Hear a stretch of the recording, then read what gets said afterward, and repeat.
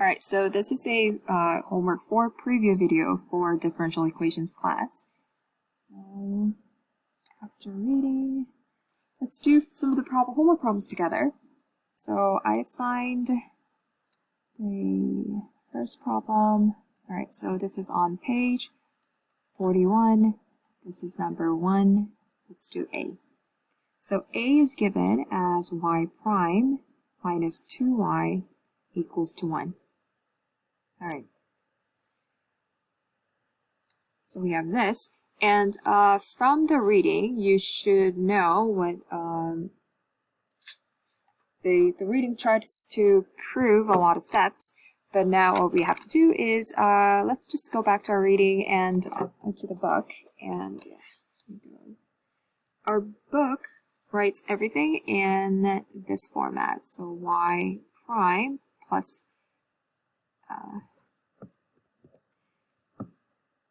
a of x times y equals to b of x. So this equation is our standard equation for the first order differential equations. This is on page 39. Our first job is to identify what a of x and b of x is. So from this equation, we know that this is our a of x and this is our b of x. Okay, so after identifying what these parts are, our second step is to find the integrating factor. So what integrating factor is defined as e to the power of integral of a of x dx. So I think why we find this and what we do with this will make sense at the end after we do this one example.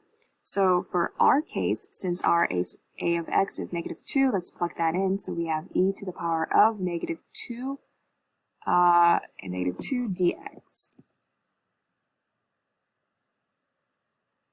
Integral of -2. So as you know from calculus, this will result in -2x. Okay. Our third step, so first step was finding out what a of x, b of x is. Second step was, I guess, finding this integral factor. And our third step is we're going to multiply what we just found to our given equation. So I'm going to go ahead and do that. Multiply -2x, y prime minus 2y equals 2. It's the same thing, times 1. So this gives us e to the power of -2x y prime minus e to the power of -2x y, and there's a 2 in front. This equals 2e to the power of -2x. All right, so we get here, and our third step is, step number 3, is after you multiply, we're going to integrate the whole thing, and that will follow by d of x. All right, so why do we do this? Why are we taking this step? So if you trace your memory back to algebra 2, we have something called the quadratic formula. And it's pretty similar. Quadratic formula is the formula itself that if we plug in the values for a, b, and c given from our equation, it gives us the solution for the x. So we're kind of taking the same step, but since it's the differential equations, we have different formula and we have steps. All right, so what happens now, if we take the integral of this, then it'll give us e to the negative power of 2x times y. And this will always be true. You can always check by differentiating this, and this will be a chain rule. Let's check. If we differentiate this, let's differentiate this y first, then we have y prime times this e to the power of -2x. So that constitutes this part.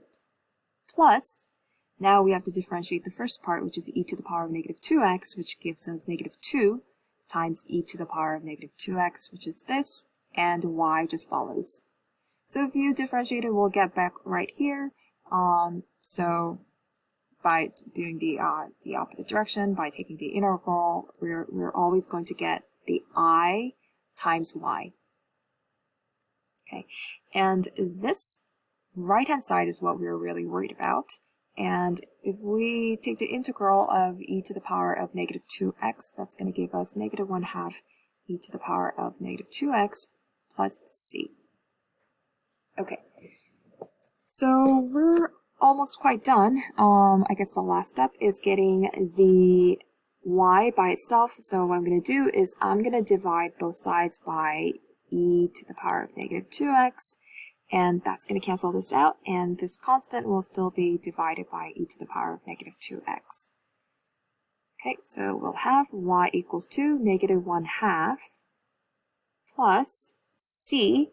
You can keep this, or just to make it look a little nicer, I'm going to do e to the power of 2x. And so this is our solution to our differential first order equation, linear equation. Okay, so basically this was number 1, part A, which was also part of your homework, so it'd be a good idea if you can practice this again. And I think I assigned A, B, and C for problem part C. You will have to use you might have to review some of the different integration methods maybe by substitution or integration by parts. So make sure you guys can review that to do part C of number 1. Okay, so moving on to number 2. I won't do the entire number 2, but I'll give you some hints. So the question is y prime plus I times y equals to x, and our initial condition is given such that phi of 0 equals to 2.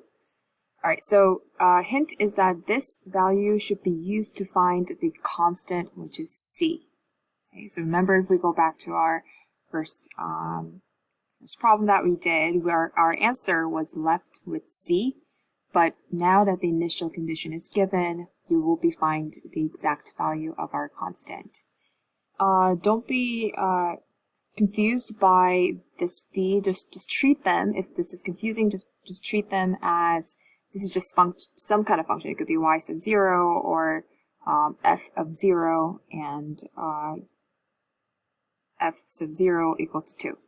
And for this question, after we get to your final answer, so let's go back again to referring back to 1a. After you get your final equation, your job is to find the value of y when x is pi.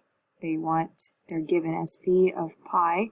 They're asking for this value for number 2. So you will know what the c value is, and you will plug in pi into the x, and so you'll be able to find what the y value is. Okay, so moving on to the next assigned problem, which is number 3.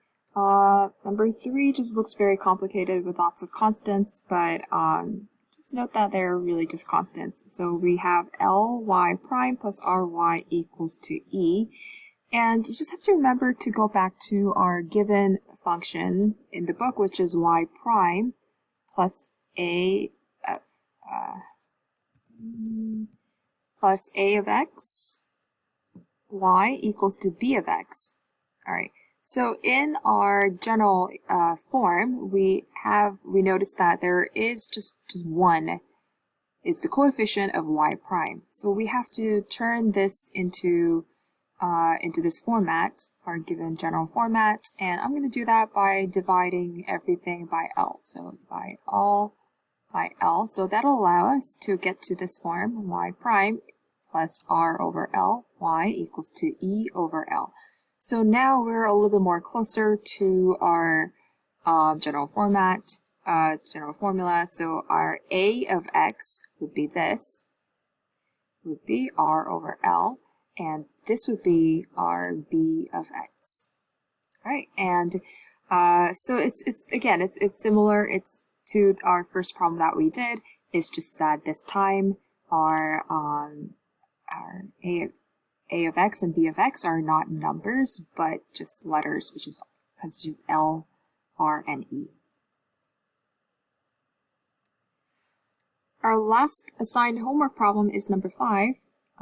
This again is pretty similar to number 3, or y equals 2 e times e to the power of I to the negative x. Okay, so again, our first step is to get the L away, because the only coefficient that we should have in front of the y prime is just 1. So I'm going to divide all sides by L, and this now then should be our starting point. Our starting point would be r prime plus r over L, y equals 2 e over L e to the power of 3x. Okay, so we know that this is our a of x, and this entire thing is b of x. So I think this would be a pretty good challenging problem. So give it a try, and if you're stuck, then please do email me, and so that we can go over this problem together.